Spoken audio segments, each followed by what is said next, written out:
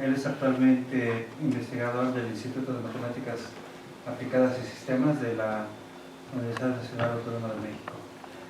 Y bueno, nos va a presentar la conferencia que ven ahora, Aprendizaje para el Proceso Evolutivo Multiobjetivo. Gracias, Carlos. Muchas gracias. Pues bueno, un gusto estar por acá. Creo que la última vez que estuve justamente en este auditorio, nada más que desde abajo, fue cuando estuve defendiendo la tesis doctoral. Nunca nos habían dejado subir hasta acá arriba, ¿no? Entonces, vamos avanzando al parecer. Entonces es un gusto pues, estar por acá. Justamente les voy a hablar de este tema de investigación. Es un tema que me gusta bastante últimamente. Y en particular, pues bueno, les voy a platicar un poquito brevemente de trayectoria profesional, algunas cosas como en ese interno, después de que salí de la maestría hasta la fecha, y después vamos a entrar por ahí en el tema, aquí de aprendizaje por refuerzo multiobjetivo, qué queremos decir por eso, cuál es su solución, algunos algoritmos y una aplicación de coches autónomos, que fue justamente lo que trabajé cuando estaba de postdoc en Oxford, ¿no? Y que justamente fue, ya les platicaré, pero fue lo que me abrió justamente a llegar a esta línea de investigación. Entonces, de trayectoria profesional, como ya lo mencionó el doctor Morales, pues yo estuve por acá de 2013 a 2017 entre la maestría y el doctorado. De ahí me fui de postdoc a Oxford y pues desde el 2021 estoy por acá en el IMAS. Ahora me tocó irme, pues de empezar acá completamente en el norte de la ciudad a irme yendo completamente hacia el sur. Y en particular, pues lo que les puedo platicar es, soy ahorita investigador asociado de tiempo completo SEC, nivel 1 del SNI, y pues ahorita, como aquí dice, autoproclamado líder de un grupo de investigación que le llamamos Óptimo, de optimización con múltiples objetivos, y en particular estas de acá son las áreas de investigación, ¿no? Entonces en general sigo con la línea de optimización, ¿no? Y les voy a decir también por qué es como algo que me gusta bastante, y una historia para aquí, para el Simvestab, muy propia, es cuando yo ingresé al Simvestab, y eso estamos hablando del 2011, había montones y montones de materias, ¿no? Y ustedes las pueden ver en la página de los cursos, ¿no? Y era bastante interesante ver entre los cursos de lógica matemática, los cursos de algoritmos, los cursos de matemáticas discretas, o sea, ni siquiera sabía exactamente cuáles 4 cursos agarrar, ¿no? Porque era complicado tomar solamente 4 cursos entre todos. Pero había una cosa que sí sabía, y esa cosa que sí sabía es que por ninguna circunstancia iba a tomar unos cursos de un doctor alemán por ahí que daba unos cursos de métodos numéricos y optimización en ingeniería, que aparte tenían un montón de asteriscos en rojo en donde decía es recomendable saber no sé qué tantas cosas. La broma y el chiste se cuenta solo, porque pues, a eso es a lo que me dedico hoy en día, ¿no? Y ahí también pues, es reconocer, el doctor Morales fue mi tutor, de hecho, en ese primer cuatrimestre, y él me recomendó, ¿sabes qué? Es altamente recomendable que entres a las clases del doctor Oliver, parece que va con tu perfil, puedes entrar ahí, puedes ver. Entré a métodos numéricos de Oriente y pues resulta que me gustó muchísimo todo eso que tiene que ver con optimización, al punto en el cual pues hoy en día, como les digo, a eso es a lo que me dedico, ¿no? Y el problema que a mí me gusta es minimizar f de x, y ese f de x tiene montones de cosas bien interesantes y que son completamente distintas, ¿no? Entonces, eso de ahí es como esa parte curiosa de, pues, de mi perfil, que yo venía con otra cosa, con otra idea completamente diferente, y pues, a abrirse a la mente, abrir a saber qué es lo que íbamos a hacer por acá, pues salió bastante bien en mi opinión. La otra cosa que les quiero contar brevemente de carrera profesional, y que sí es como algo muy distintivo en mi caso y que creo yo que vale la pena compartirlo, es esta parte de vinculación. O sea, la parte de investigación aquí se tiene y se cubre de forma perfecta, ¿no? O sea, es decir, hacer investigación, a publicar en conferencias, publicar artículos de revista, y eso es excelente. Pero resulta también que cuando yo estaba aquí entre la maestría, el doctorado, bueno, cuando estaba en la maestría, cuando fue la bienvenida, que fue en el Arturo Rosenbluth, había una plática ahí de un doctor que se llama Marcelino Cerejido.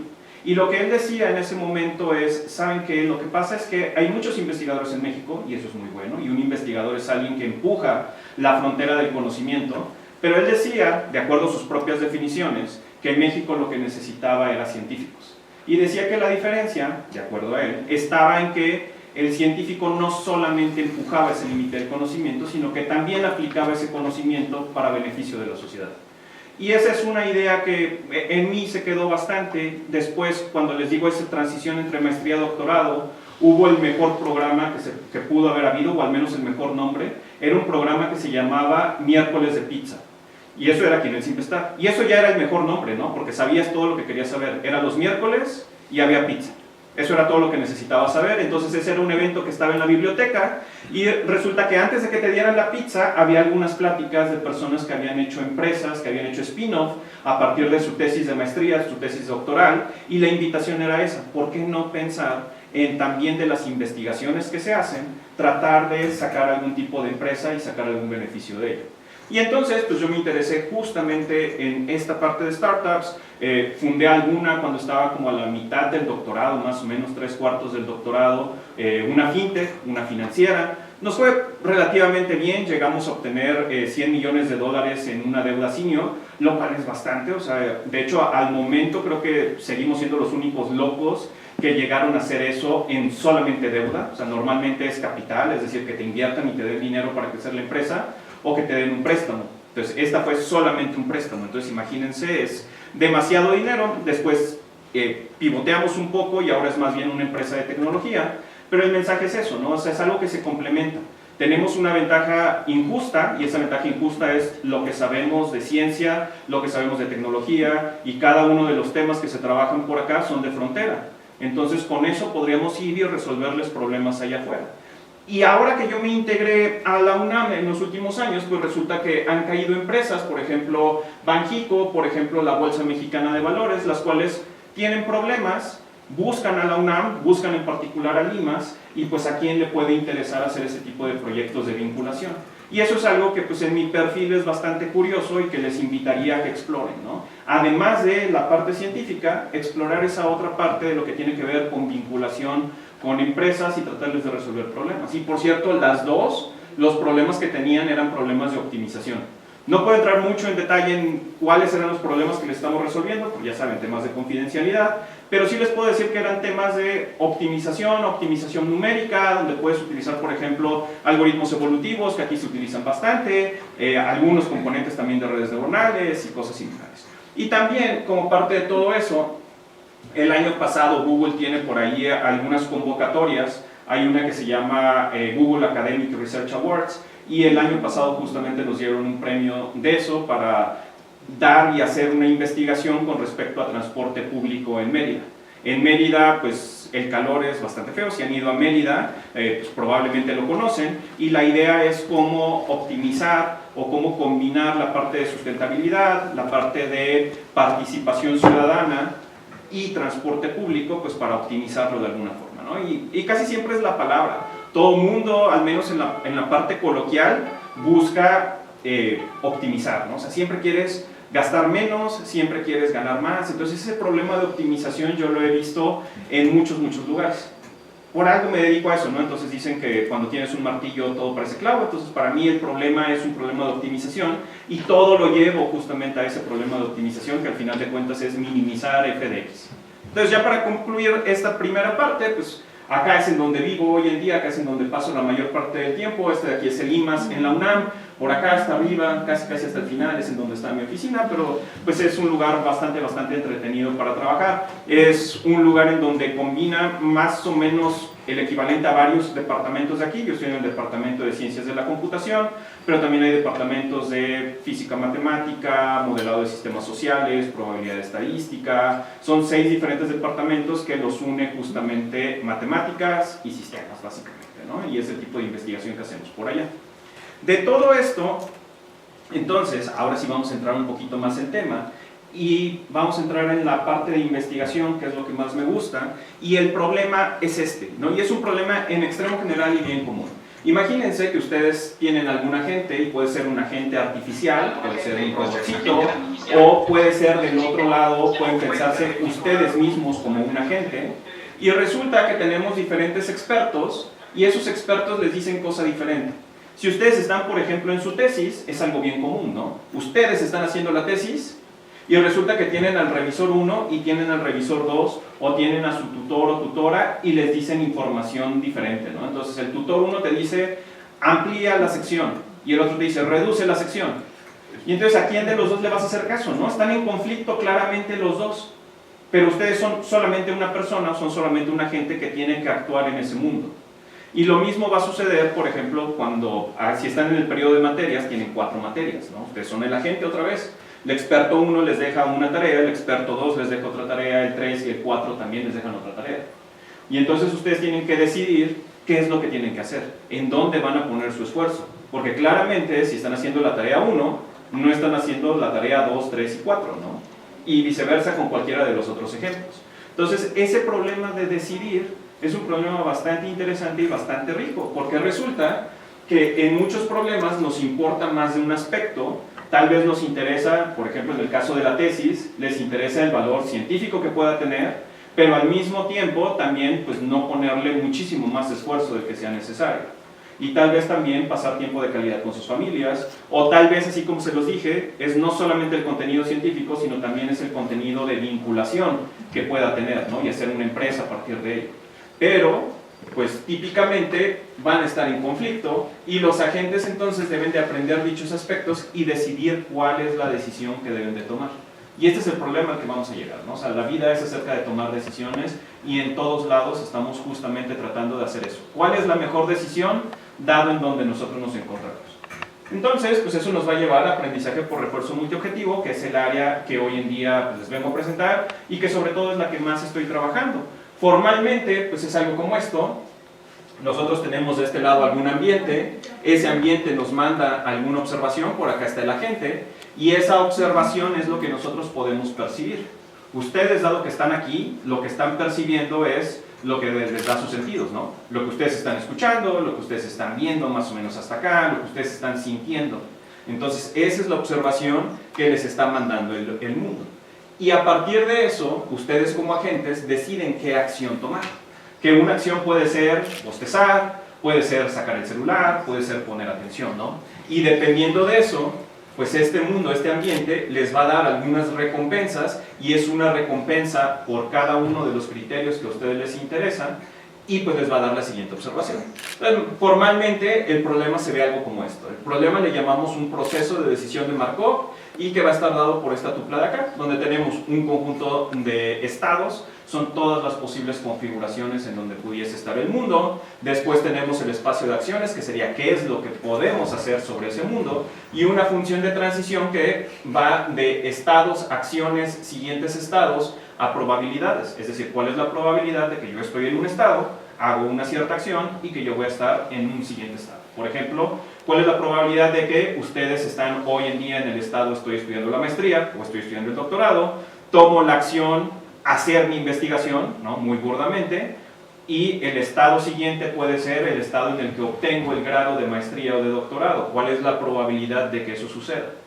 Y a lo mejor lo podemos calcular, ¿no? de alguna forma. También tenemos aquí algún factor de descuento, que esto es simplemente para que la matemática funcione, una distribución sobre estados iniciales, porque no siempre vamos a empezar en el mismo estado, ¿no? Podemos empezar en diferentes lugares. Hay algunos juegos, por ejemplo, ajedrez, damas inglesas y cosas similares, siempre empezamos con la misma configuración, ¿no? Cada configuración del tablero es equivalente a un estado y cada movimiento válido sería el equivalente a una acción. Y del otro lado, la parte que lo hace diferente e interesante con respecto a otros tipos de aprendizaje es esta señal de recompensa. Tenemos aquí algo que va de estados, acciones, siguientes estados, a algo que está en RK. Entonces, normalmente, si ustedes agarran un libro de texto de aprendizaje por refuerzo, van a ver todo esto casi igualito, nada más le vamos a quitar una K aquí, ¿no? Entonces, vamos a tener una única señal de recompensa. Aquí lo vamos a hacer más entretenido porque lo que vamos a hacer es tener múltiples señales y como les decía al principio, pues en el mundo tenemos múltiples señales de recompensa todo el tiempo y que muchas veces van a estar en conflicto, por lo cual hace sentido hacer esa parte más amplia y considerar pues todas estas señales de recompensa de forma individual. Entonces, ahí es en donde nos vamos a estar divirtiendo y nuestro objetivo o otra definición interesante es esta de acá de una política. Que una política es un mapeo, una función que va a ir de estados, acciones a probabilidades. Y de aquí es lo que vamos a estar buscando, o sea, lo que vamos a estar obsesionados va a ser cuál es la política, algunas otras personas le van a llamar la estrategia. ¿Cuál es la política que debo yo de tener para ese juego en particular o para ese escenario? Entonces, esto de aquí lo que nos estaría diciendo es, si nosotros encontráramos la política, y ahorita vamos a definir qué queremos decir por política óptima, pero si nosotros tuviéramos una política, lo único que tenemos que hacer es seguirla. Imagínense que es un libro y en ese libro están para todos los estados qué es lo que yo debo de realizar. Tipo cuarto chino, ¿no? Si están familiarizados con el concepto. Entonces lo único que tengo que hacer si estoy jugando ajedrez es, veo el tablero, busco en mi libro cuál es la configuración del tablero y ahí me va a decir cuál es la acción que yo debería de tomar y simplemente hago esa acción. Entonces el juego está en encontrar estas políticas. Vamos a tratar de definirlas. Va a haber 2 o 3 definiciones y no mucho más después de eso, donde vamos a tener de este lado nuestra función de recompensa y vamos a definir por aquí algo que le llamamos el retorno. El retorno no es otra cosa más que esta cosita por acá, que es una recompensa descontada. Es decir, aquí estamos sumando todas las recompensas desde el tiempo 0 hasta el tiempo infinito y a esto le llamamos GDT. Lo cual tiene sentido, ¿no? Lo único que estamos haciendo aquí es, a lo largo del tiempo, estamos sumando todas las recompensas que me están llegando. Nada más. Imagínense, están jugando un juego de Atari, tienen ahí las recompensas, que es el score que les dice el juego, y lo único que está haciendo eso es sumándole las recompensas. Nada más. Y eso de ahí lo estamos descontando por este gamma, y como les decía previamente, ese gamma de ahí solamente sirve con propósitos matemáticos, porque si este gamma es menor a 1, si está entre 0 y 1, pues esta sumatoria de aquí va a estar acotada, ¿no? Va a tener por ahí algún límite, lo vamos a poder alcanzar, y con eso también pues hace simplemente de que esta sumatoria no se nos vaya infinito en todos los escenarios, ¿no? Entonces es nada más por eso. Y con eso podemos definir esta función de valor que le llamamos, que no es otra cosa más que el valor esperado que vamos a tener desde el tiempo 0 hasta infinito de la sumatoria de recompensas descontadas dada la política, o sea, dada una política que nos digan, dado el estado en el cual nosotros vamos a estar. Y con estas definiciones entonces vamos a poder empezar a jugar con ellas, porque con esto nosotros podemos empezar a evaluar qué tan bueno o qué tan mala es una estrategia. Y en particular lo vamos a hacer con esto. Si han tomado cursos de multiobjetivo, por ejemplo, de optimización, estas definiciones van a ser más o menos conocidas. Si nunca lo han tomado un curso de multiobjetivo, no se preocupen, es más o menos intuitivo en mi opinión. Y lo que nos dice por acá esto es, vamos a tratar de caracterizar la solución a este tipo de problemas. Entonces nos dice, una política pi que pertenece pues, a un espacio de políticas domina a alguna otra política con respecto a este problema, si solo si se cumplen estas 2 características. Y una es que en todos los componentes de esta función de valor sean mayores o iguales a cuando lo estás haciendo con la otra política, y esto es para todos los objetivos, y al menos en una es estrictamente mayor. Eso es lo que nos está diciendo. Lo cual intuitivamente tiene muchísimo sentido. Imagínense ustedes que tienen la tarea de comprar un celular, ¿no? Entonces vamos a comprar un celular y tal vez nos interesan 2 cosas. Tal vez nos interesa precio y nos interesa cámara, ¿no? El número de megapíxeles, para hacerlo muy muy sencillo. Y entonces vamos a hacer esa comparación de que un celular es mejor que otro si es más barato y tiene mejor cámara, ¿no? Bastante intuitivo. O sea, si vamos a comparar 2 celulares basados en esos 2 objetivos, pues uno va a ser mejor que el otro si es mejor con respecto a la cámara y es mejor con respecto a precio.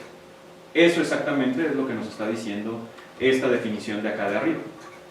Y después acá abajo nos dice que una solución factible pi estrella va a ser llamada eficiente si no existe otra solución que la domine. Es decir, una solución va a ser llamada no dominada o va a ser la mejor coloquialmente si no hay ninguna otra solución en el espacio de búsqueda que sea mejor que ella. Lo cual también tiene sentido, ¿no? Es la mejor solución. Y con eso vamos a tener 2 conjuntos, un conjunto que le llamamos el conjunto de soluciones eficientes, que pues es aquel conjunto de soluciones que cumplen esta regla de acá, y su imagen a la cual le llamamos el frente de Pareto.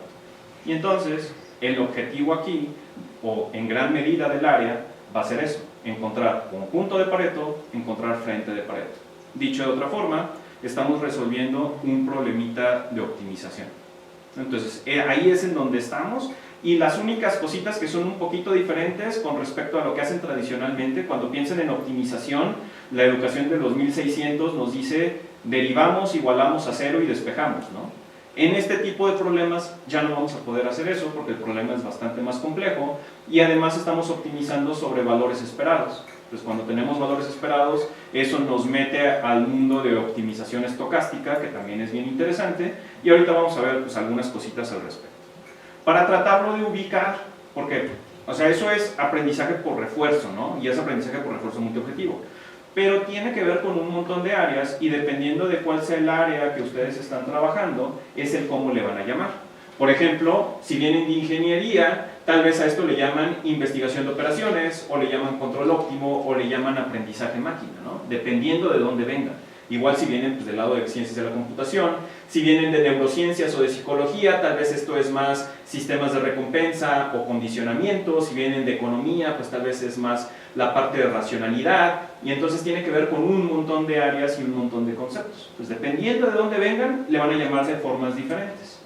Por ejemplo, el problema de aprendizaje por refuerzo, también para mucha gente no es otra cosa más que un problema de control. Nada más que la gran diferencia está en que en control normalmente estamos modelando el ambiente de alguna forma, por ejemplo, ecuaciones diferenciales, mientras que aquí de este lado lo estamos viendo como una cajita negra, ¿no? Esa función de transición normalmente no está dada y no la podemos modelar de forma fácil, ¿no? Entonces imagínense las ecuaciones diferenciales de un coche autónomo, pues quién sabe, ¿no? Van a estar ahí medio complejas, poderlas definir completamente. Meter una red neuronal que haga esa definición tal vez va a ser un poquito más sencillo, y es más o menos lo que vamos a mostrar. De ahí, entrando a los métodos un poquito, hay una clasificación que se utiliza bastante, en donde son métodos basados en valor, métodos basados en política. Estos métodos de acá lo que hacen es tratar de encontrar las funciones de V, que son las que vimos previamente, y optimizar sobre ahí. Y hay otros métodos que más bien lo que se encargan es de optimizar directamente la política, esa pi que ven por ahí. Y hoy en día, dependiendo del área en la que estén trabajando, si están familiarizados, por ejemplo, con ChatGPT, ¿no? Que la gran mayoría de las personas hoy en día están familiarizados, pues ChatGPT fue entrenado con aprendizaje por refuerzo de feedback humano. Y eso se puede ver como un caso particular de esto que les estoy mostrando. O sea, en realidad tienes múltiples expertos, tienes múltiples personas que te están dando ordenamientos, pero lo que estás tratando de encontrar a final de cuentas es esa política óptima dado el conjunto de personas que estás entrenando. Y todavía más, el algoritmo en particular que utilizan para entrenar, o que utilizaba ChatGPT para entrenar, pues era un algoritmo basado en política, y muy en particular era uno que se llama PPO. Entonces todo esto pues entra dentro de este marco de trabajo, nada más que ahora lo estamos extendiendo a múltiples objetivos. Y una diapositiva que me gusta mucho, que fue una que la verdad me abrió la mente demasiado cuando yo estaba justamente haciendo el postdoc, porque igual lo combino con un poquito de la experiencia. Yo hacía optimización, ¿no? Y yo hacía optimización multiobjetivo, tanto en maestría como en doctorado. Pero parte del sello había dos cosas. Una es que yo estaba interesado en incertidumbre, la otra, que es la más relevante, es que yo resolvía problemas de control. Pero yo como tal no estaba familiarizado con control, sino que colaboraba con un grupo que era experto en control, que diseñaba los problemas, por ejemplo, balazos robóticos, a estabilizar edificios en caso de sismos y cosas similares, y ellos me daban el modelo y yo lo optimizaba. Entonces ese era en buena medida mi rol dentro de esas colaboraciones. Entonces cuando me voy a Oxford y estoy por allá trabajando, ahora en otro modelo que me dieron ellos, o sea, allá en Oxford hicieron el modelo de coches autónomos, pues yo estaba optimizando ese. Y de ahí me encontré justamente con una diapositiva como esta, que une las dos cosas. Une de la parte de abajo un poquito de lo que es control o lo que es aprendizaje por refuerzo, y del otro lado lo que tiene que ver con optimización. Yo vengo de optimización, ¿no? Entonces, cuando a mí me hablaban de aprendizaje, cuando me hablaban de aprendizaje máquina, supervisado, no supervisado, por refuerzo o cosas similares, es como, pues no tengo idea en realidad de qué me estén hablando. Cuando vengo aquí es cuando me doy cuenta, esos son problemas de optimización. Son problemas de optimización como los que he estado resolviendo toda la vida. Son problemas de optimización no lineal. Entonces, en su corazón, todos estos problemas tienen un minimizar algo. Entonces, por acá en los 50 se hace programación dinámica, mientras que por acá, mucho antes, en los 40 tenemos programación lineal. Y resulta que nosotros podemos utilizar programación lineal para resolver problemas de programación dinámica, lo cual se me hizo bien interesante, ¿no? Podemos nosotros utilizar estas técnicas de acá, que otra vez, ¿no? En mi experiencia son las que yo ya conocía, para resolver esto de acá. Y después resulta, no con los métodos basados en valor, pero con estos métodos de optimización de política, y aquí es en donde vienen como muchos métodos, como uno que se llama Reinforce, cosas similares que no tienen ustedes que saber, pero después cuando viene todo lo de aprendizaje profundo, cuando le enseñan las redes neuronales profundas en aprendizaje por refuerzo a jugar Atari, y posteriormente cuando le enseñan coches autónomos y cosas similares, cuando me meto a ver los métodos, resulta que no son otra cosa más que métodos de acá arriba, métodos de optimización convexa. Entonces son métodos básicamente gradiente descendente, o son métodos de Trust Region, de regiones de confianza y variantes. PPO, por ejemplo, es un método de región de confianza, que si alguno de ustedes tomó los cursos de optimización de Oliver, ahí lo vieron. Y hacer la traducción del método de PPO a un método de región de confianza o hacia el otro lado es inmediato. Entonces cuando ustedes ven esa nomenclatura pueden hacer ese cambio. Y resulta que si tienen justamente ese background en optimización, pueden brincar entre aprendizaje máquina y optimización bastante simple. Y ese de ahí fue como la cosa que a mí me hizo clic completamente cuando entramos acá en los 2020, donde tenemos optimización no convexa y del otro lado tenemos aprendizaje por refuerzo multiobjetivo y que los métodos son esencialmente los mismos. Entonces eso fue como bastante curioso cuando estuve allá y fue como que se te prende una lucecita, ¿no? Es como, entonces sí sé de estas otras cosas, al punto en el cual ahora yo en la UNAM doy el curso de inteligencia artificial, doy el curso de aprendizaje por refuerzo, a pesar de que pues, nunca tuve una parte formal, digamos, en eso, ¿no? O sea, lo que yo sé es optimización y resulta que de ahí hacer el salto resultó ser medianamente fácil. Entonces, dicho esto, ahora lo que les voy a platicar en los minutos que nos quedan es, pues ya particularmente, qué tipo de investigación estoy haciendo para resolver este tipo de problemas. Aquí se utilizan bastante algoritmos evolutivos, los algoritmos evolutivos son buenos en todo esto, y pues entonces la pregunta sería, ¿por qué no los utilizamos? ¿No? Y justamente un trabajo de este año que sometimos a una conferencia es en eso. ¿Por qué no utilizar algoritmos evolutivos multiobjetivo para resolver estos problemas de aprendizaje por refuerzo? Entonces, vamos a ver qué es lo que pasa. La tarea entonces es esta. Queremos encontrar un conjunto de políticas parametrizadas por teta y entonces lo que queremos hacer es encontrar esto de acá. Y resulta que este teta de aquí, o sea, este simbolito de teta no lo teníamos antes, ¿no? Antes nada más teníamos pi estrella. Ahora lo que vamos a hacer es representar la política mediante una parametrización, mediante alguna función de aproximación. ¿Y qué funciones de aproximación están de moda hoy en día? Redes neuronales, ¿no? Entonces, ahora lo que vamos a tener de este lado es una red neuronal que me va a estar representando esta política. Entonces, a esta red neuronal yo le voy a dar de entrada el estado y del otro lado lo que me va a dar es qué acción es la que yo debo dar. Entonces, me va a estar representando eso. Y entonces la tarea se transforma completamente a la de entrenar los pesos de una red neuronal. Eso es lo que vamos a querer hacer, probablemente muy grande. Entonces vamos a tener de este lado toda una población de individuos. Cada uno de esos población de individuos pues va a jugar dentro de algún ambiente que queramos resolver y ahorita les voy a enseñar algunos ejemplos de ambientes sobre los cuales pudiéramos estar trabajando. Los vamos a rankear de alguna forma que va a ser pues de acuerdo a qué tan bien resolvieron el problema. Si se imaginan coches autónomos, por ejemplo, aquí tenemos montones y montones de conductores que pues están representados por redes neuronales. Aquí los vamos a evaluar para ver qué tan bien pueden manejar. Y aquí vamos a seleccionar algunos de los que sean los mejores para manejar. Eso nos va a dar una siguiente población y pues vamos a repetir este ciclo. La forma en la que los vamos a evaluar pues es nuestra función de valor, esta de acá. Entonces vamos a buscar políticas parametrizadas y en términos generales entonces vamos a estar encontrando este teta que va a estar en un espacio de RN tal que no exista alguna otra política que los domine. Ese va a ser el nombre del juego. Y esto, ya que está transformado así, resulta que no es otra cosa más que un problema de optimización, minimizar f de x, donde nada más sustituimos la x por un teta, ¿no? Entonces vamos a minimizar f de teta y ya. Ese de ahí es nuestro nuevo problema, es un problema de optimización, pero es un problema de optimización que es de gran escala, porque las redes neuronales normalmente son muy grandes, y también es estocástico este problema, ¿no? Porque ustedes lo ejecutan una vez en el ambiente y les da un resultado, lo ejecutan otra vez y les va a dar otro resultado, ¿no? Y así sucesivamente. Entonces tenemos que jugar con esas cosas. Y la otra también es que se va a tardar muchísimo en evaluar. Imagínense si esto de aquí es conducción autónoma de aquí a la UNAM. Pues cuánto tiempo me va a tomar la simulación del coche que va a manejar del Simvestar a la UNAM. Y aparte eso lo voy a tener que hacer múltiples veces. Entonces resulta que va a ser carísimo y va a ser bastante tardado. Entonces la política, como les decía, está representada así. Este de aquí es de acuerdo a juegos clásicos, juegos de Atari, y los juegos representan un ejemplo muy bueno como para empezar con todo esto. Por ejemplo, un objetivo puede ser la cantidad de puntos que tenemos, otro objetivo puede ser clásico, el esfuerzo de control. Es decir, no me quiero estar simplemente moviendo y presionando los botones a lo loco, sino que me gustaría que fuesen tan precisos y tan poquitos como se pueda.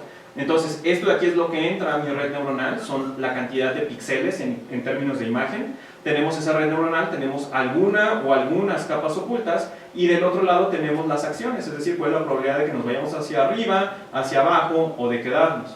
En términos de coches autónomos, esto puede ser cuál es la probabilidad de mover el volante hacia un lado o hacia el otro, o de acelerar, o de frenar, o de cualquiera de los actuadores que nosotros tengamos. Eso de ahí es lo que vamos a estar funcionando, así es como va a funcionar. Ahora bien, con todo esto, y algunos de ustedes seguramente han entrenado alguna red neuronal a lo largo del tiempo, y evolutivos no se utiliza en realidad, ¿no?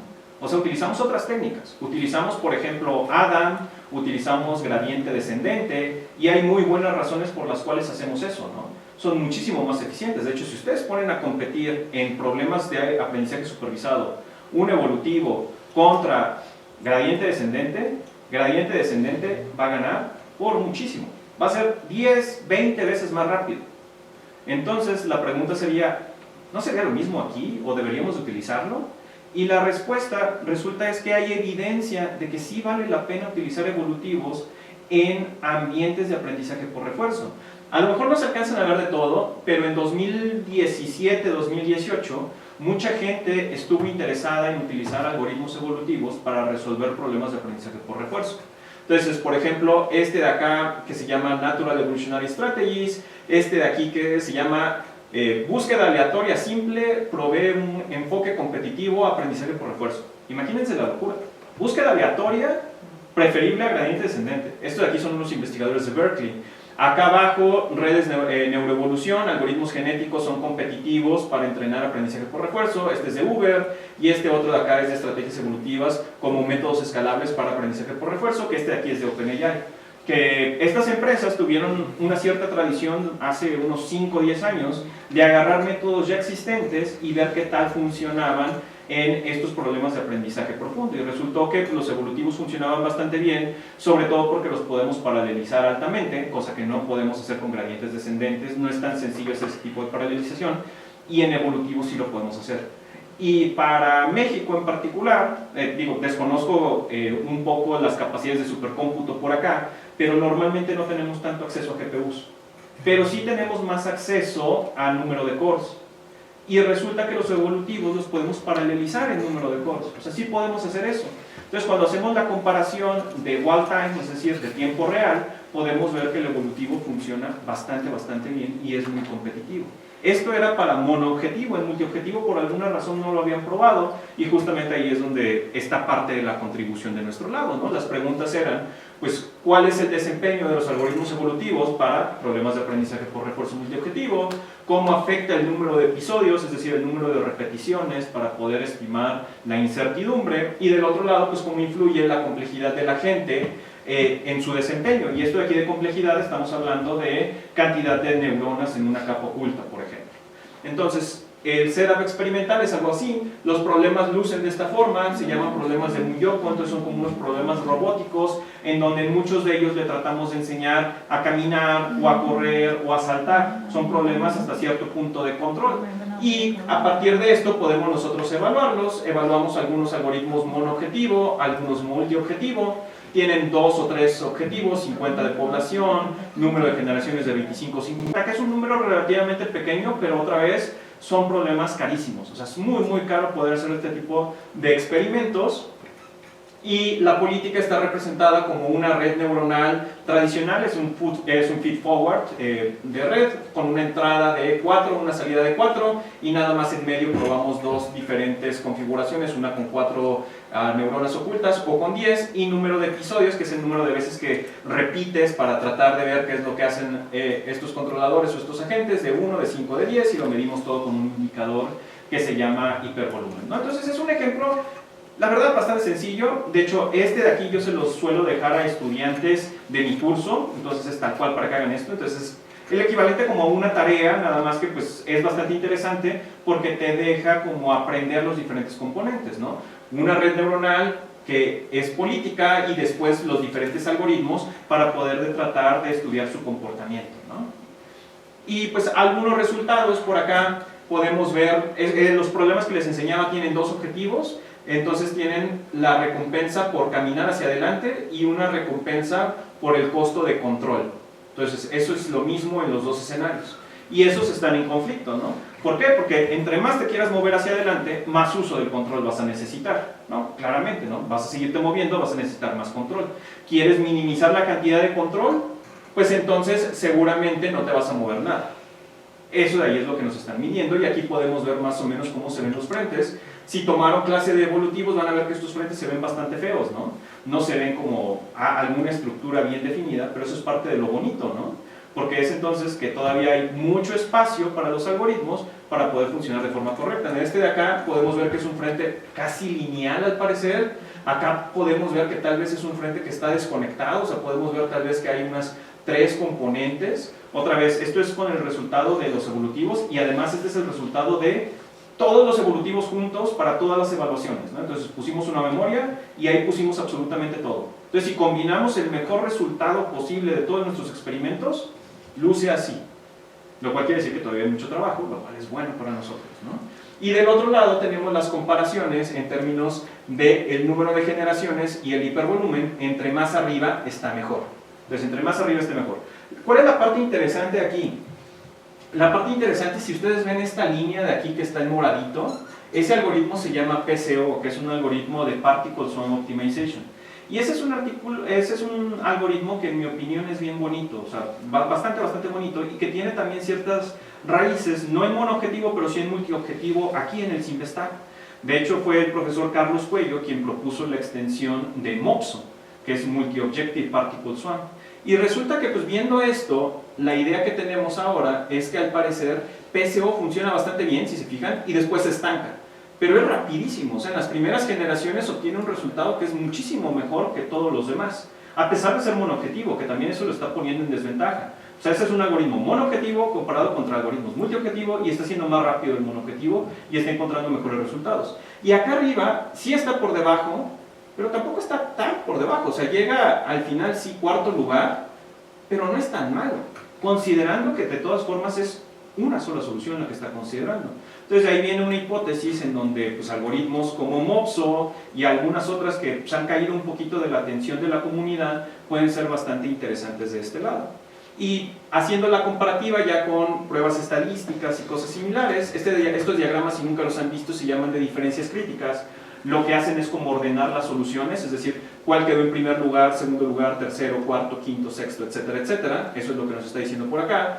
Cada una de las líneas nos está diciendo, y en su numerito, cuál es el ranking promedio que obtuvo en nuestros experimentos. Entonces, por ejemplo, en SGA2, que es un algoritmo multiobjetivo, obtuvo de ranking 2.9. Del otro lado, SPEA obtuvo también 2.9, este acá estuvo en promedio en 3 punto algo, y después esta línea de por acá nos está queriendo decir que no podemos rechazar la hipótesis nula entre los algoritmos que están ahí. Y después les puedo explicar con mayor detalle, ¿no? Pero en términos coloquiales y por lo tanto incorrectos, quiere decir que estos algoritmos NSGA2, SPEA, SMSMOA, RNSGA2 y por acá NSGA atrás empataron. ¿No? Otra vez, medio coloquial, medio incorrecto, pero más o menos así lo podremos interpretar, ¿no? Entonces todos esos algoritmos empatan y también bien interesante, no hay un algoritmo que gane al parecer en todo. Y del otro lado pues sucede algo similar, estos son para 2 objetivos, este de acá es para 3 objetivos y podemos ver también que hay una nubecita de métodos que serían estos de acá que empatan en todos e incluyendo PCO, ¿no? Que también eso es bien interesante. Lo incluimos 3 objetivos y entonces aún en 3 objetivos al parecer el resultado es bastante bueno. La otra pregunta que teníamos era esta de cuál es el impacto de los parámetros. Dentro del impacto de los parámetros aquí tenemos cuáles son, el último es el número de generaciones, este aquí es la cantidad de episodios que vamos a evaluar y el del medio es el tamaño de la capa oculta que estamos utilizando. ¿Qué es lo que deben de ver por acá? Lo que deberían de ver es justamente si comparamos nosotros, por ejemplo, los de 3 neuronas contra los de 10 neuronas, cómo se está comportando el desempeño del hipervolumen. Entre más grande es mejor. Entonces, estamos observando que en muchos de los escenarios es cierto que si ustedes hacen más neuronas ocultas, el resultado va a ser mejor. lo cual hasta cierto punto es intuitivo, ¿no? Estamos metiéndole más poder de cómputo y con ese más poder de cómputo estamos encontrando mejores soluciones porque podemos representar de mejor forma la política.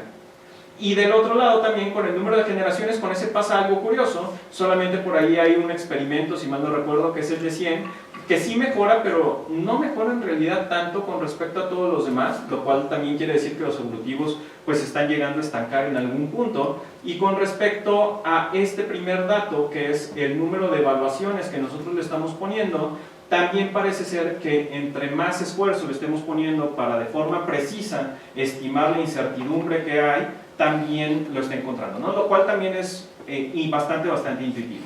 Entonces, en términos generales, hasta aquí teníamos 3 preguntas. ¿Vale la pena utilizar evolutivos? Parece ser que sí vale la pena, nada más que hace falta compararlo contra otras estrategias clásicas, y resulta también que no hay muchas estrategias clásicas en multiobjetivo, por cierto, en multiobjetivo por refuerzo.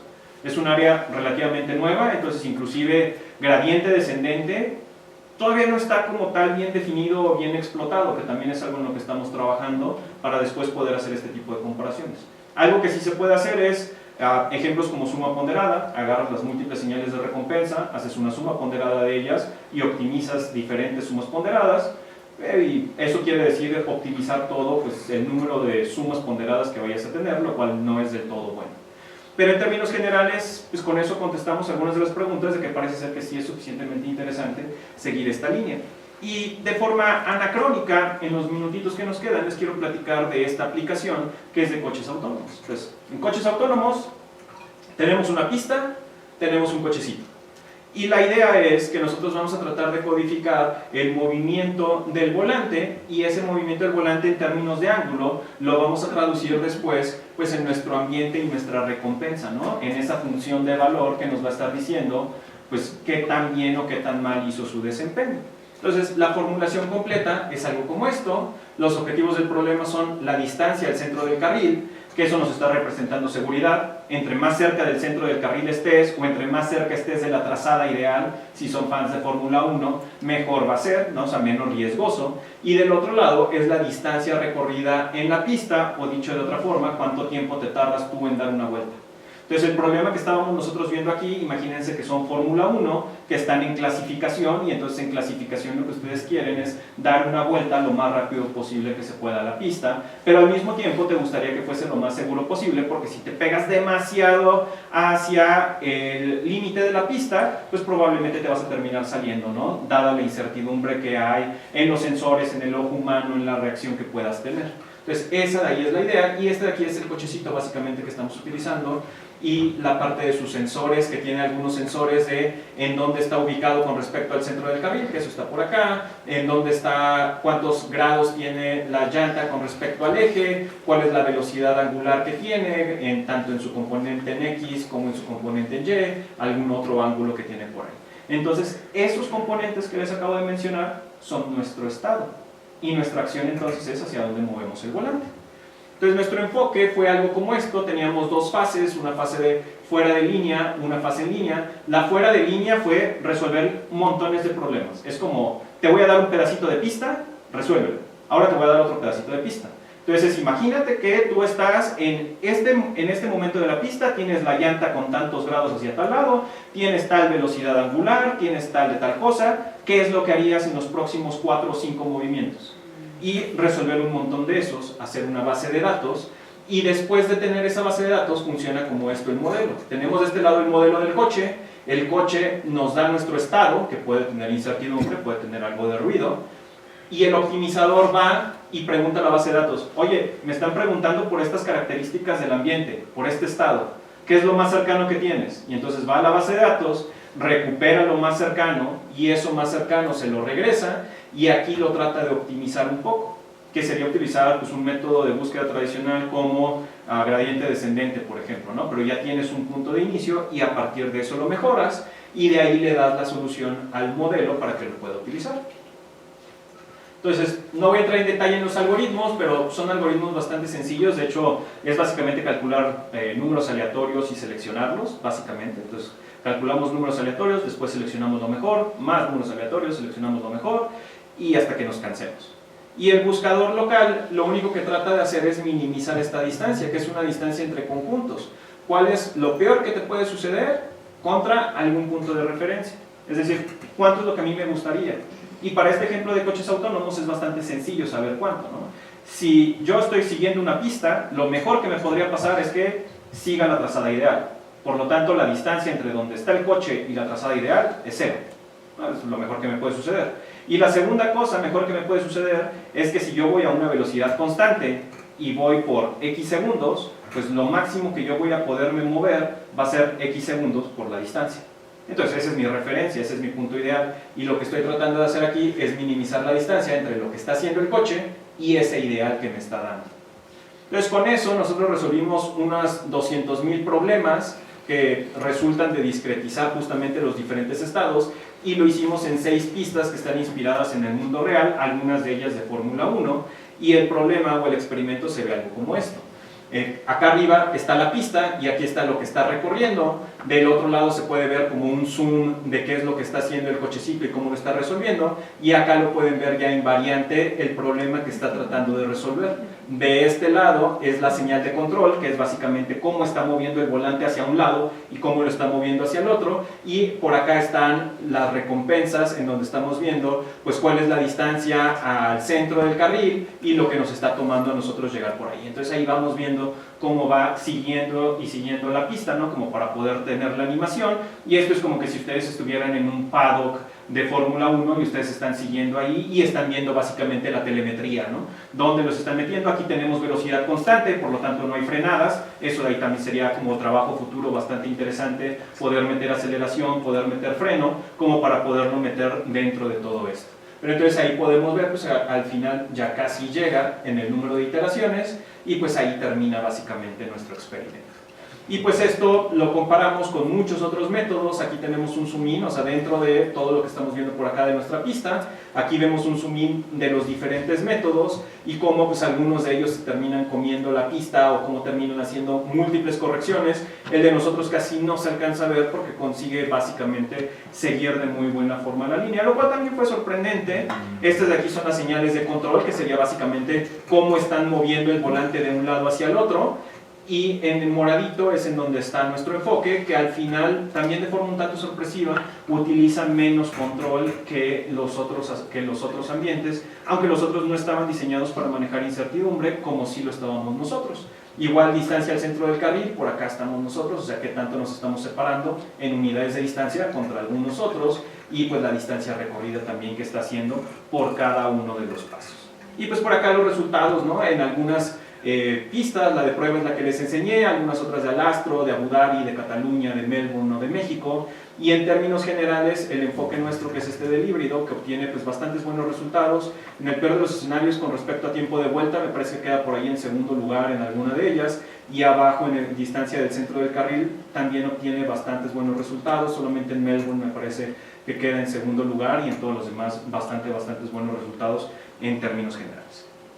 Entonces, para ya terminar básicamente, si a alguien de ustedes le interesa este tema, esta de aquí es la diapositiva a la que me deberían de pedir o le deberían de tomar foto, que es en dónde están estos ambientes. Hay mucho material de aprendizaje por refuerzo, está Stable Baselines, son algoritmos, Gymnasium, que son problemas en aprendizaje por refuerzo. También tenemos More Baselines desde el año pasado, entonces es algo completamente nuevo. Y también tenemos More Gymnasium, que serían problemas, y para los algoritmos evolutivos multiobjetivo pueden utilizar Python, por ejemplo, que es una buena alternativa como para poder conjuntar todos estos elementos. Y pues en términos generales, nuestros resultados preliminares, como les decía, pues los evolutivos parecen ser bastante efectivos para este tipo de problemas, que suele ser al menos algo bien interesante y que ofrecen pues algunas ventajas sobre métodos tradicionales.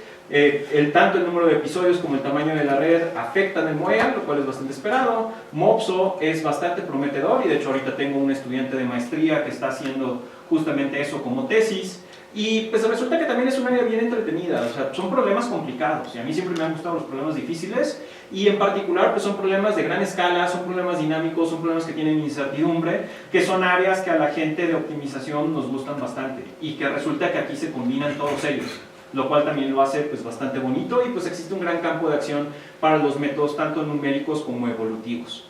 Entonces pues ¿Qué es lo que hay que hacer en términos de perspectivas? Propiedades del problema hay muchos que estudiar, incertidumbre, funciones caras, dinámicas, del lado de los algoritmos, buscadores locales, cómo representar las soluciones, mecanismos de búsqueda, cómo tomar decisiones, porque hay que tomar decisiones ahí. En este último es tal vez en el que hay más investigación por todo lo de lenguaje natural. Entonces ahí se ha avanzado muchísimo en cómo extraer información de diferentes lugares y tomar pues, decisiones a final de cuentas, básicamente qué respuesta te tiene que dar ChatGPT. Y pues aplicaciones del mundo real que siempre son bien interesantes. Y ya para terminar, nada más un comercial, no sé si han visto de este evento del AI Summit, viene OpenAI, viene esta empresa que se llama Fintual, que ellos están aquí en México, nosotros lo estamos organizando, yo en particular estoy en el comité de organización, Fintual son amigos míos y me buscaron a ver si no nos interesaba hacer algo con OpenAI. Dijimos, sí, está bien, ya que. Y entonces pues vamos a hacer ese evento. Entonces si a alguien de ustedes le interesa, pues también me pueden contactar y podemos asegurarnos para que haya algunos pases para ustedes, ¿no? Y si tienen dudas sobre esto también me pueden preguntar.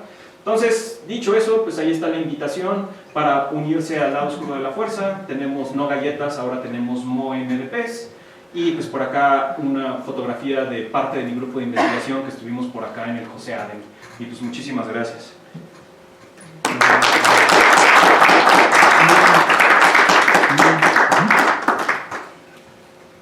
Bien, ¿hay preguntas, por favor?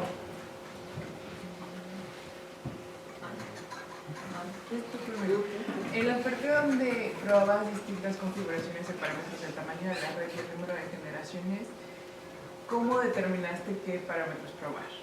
En este caso fue basado en experiencia. De hecho, algo que sí está abierto y es otra área de investigación en la cual me gusta bastante es configuración automática de algoritmos.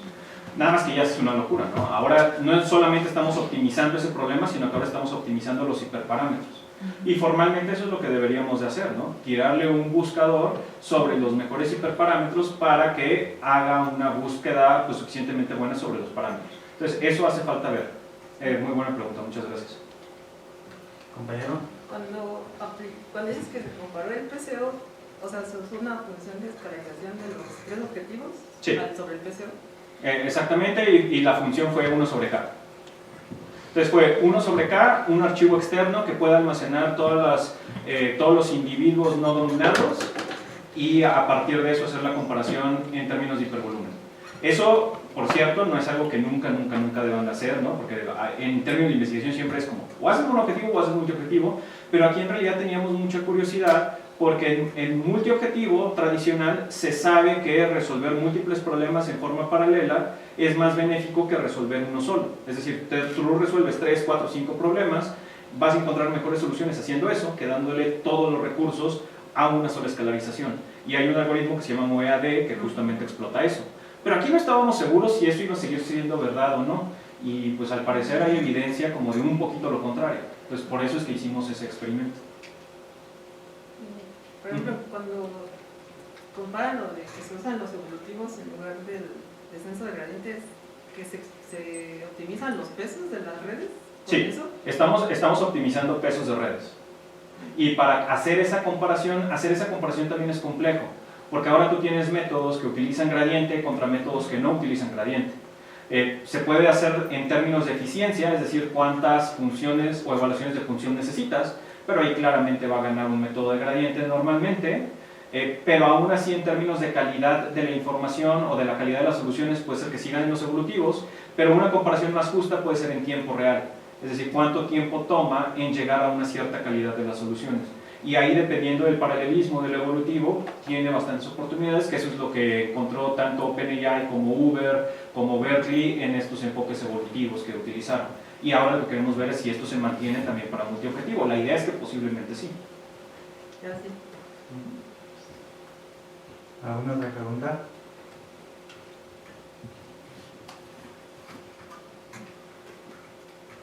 En la implementación de los algoritmos, ¿se utiliza el procesamiento en paralelo?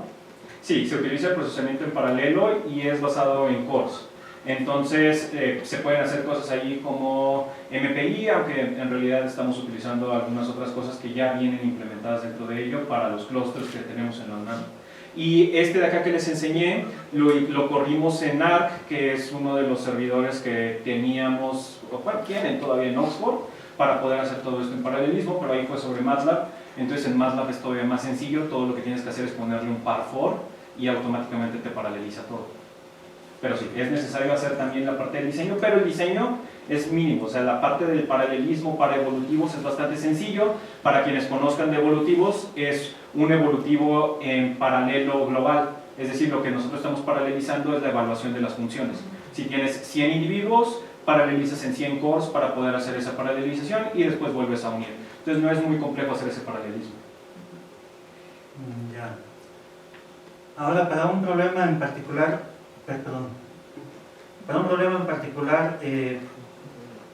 ya utiliza los métodos de búsqueda de políticas óptimas y teniendo la política la implementas. Exactamente. ¿Qué esperanza tienes de que esta política sea durable? Esa es muy buena pregunta. No, ahí hay en aprendizaje por refuerzo normalmente dos esquemas. Uno en el cual justamente se entrena, se encuentra la política óptima y una vez que se encuentra esa política óptima, ahí te quedas y lo que tienes que ver es estar midiendo el desempeño de esa política sobre tu problema y cada cierto tiempo reentrenas. Que es más o menos lo que se suele hacer en aprendizaje supervisado también, aunque normalmente eso como que se omite, ¿no? Es decir, quieres hacer un score de crédito, optimizas y después mides y en 3 meses, 6 meses reentrenas. Aprendizaje por refuerzo tiene esta característica en donde podemos estar aprendiendo siempre. Y como podemos nosotros estar aprendiendo siempre, a pesar de que tengamos el método de política y ya tengamos esa política, podemos estar entrenando de forma continua, que sería el equivalente a hacer un ajuste fino, digamos. Otra vez, si tomaron el curso de optimización, esto sería más o menos como un método de búsqueda en alguna curva. Entonces estos métodos de predictor-corrector, ¿no? En caso de que alguien los haya tomado, es exactamente eso. Porque ahora lo que está sucediendo es que te estás moviendo dentro del estado y que ahora tienes un problema que es dinámico. Esa de ahí sería la forma más recomendable, pero es más compleja de hacer. Gracias. ¿Sí, compañero? Una pregunta, la principal pregunta es, en tu toma de decisiones, cuando tú empiezas a lo me imagino, o sea, tú ya sabes como qué decisión tomar, ¿no? O eso que vas encontrando. En el caso de los carros autónomos, el rendimiento no es importante, o sea, el tiempo que tardas en llegar a esa conclusión. Y si es así, ¿qué lenguaje priorizas, no? O sea, para programarlo? Totalmente de acuerdo, y eso es muy cierto. Es decir, ustedes leen la entrada, que ese es tu estado básicamente, y la lectura del estado es suficientemente rápida porque lo que tiene son sensores, ¿no? Sí. Después de que lees esos sensores, entonces lo tienes que pasar a tu método de aprendizaje para poder detectar cuál es la acción. Ajá. Ahí es en donde normalmente ya para implementar este tipo de cosas, la red neuronal, porque al final estamos hablando de una red neuronal que es la política, tendría que estar implementada en hardware, por ejemplo, ¿no? Entonces, para que pueda hacer la lectura y de forma muy rápida pueda ser el controlador. Entonces, eso de ahí es lo que ya se suele hacer en el momento en el que ya lo quieres implementar, digamos, ya en la realidad, ¿no? Haces ya ese componente con esa política y pues después la parte del entrenamiento, que esa normalmente la haces fuera de línea. Entonces, tienes ese componente que es rapidísimo, que ya tiene la política, y tienes un segundo componente que es el que va a seguir aprendiendo y que en dado caso puede ir sustituyendo. Gracias. ¿Alguna otra pregunta?